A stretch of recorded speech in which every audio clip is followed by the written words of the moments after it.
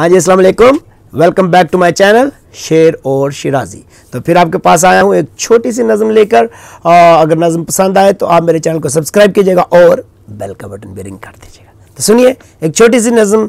ये नज़म लिखी गई है फैज़ अहमद फैज़ की। नज़म कुछ इश्क किया कुछ काम किया से मुतासर होके। तो सुनिएगा कि ना इश्क किया ना काम किया, बस दोनों को बदनाम किया। ना इश्क किया ना काम किया, बस दोनों को बदनाम किया। ना खालिक से जोड़ा नाता ना खल्क में पैदा नाम किया। ना खालिक से जोड़ा नाता ना खल्क में पैदा नाम किया। ना रंग बखेरे गुलशन में ना खुशबू ही को आम किया। ना रंग बखेरे गुलशन में ना खुशबू ही को आम किया। ना दिन में चैन कहीं पाया ना रातों में आराम किया। ना दिन में चैन कहीं पाया ना रातों में आराम किया।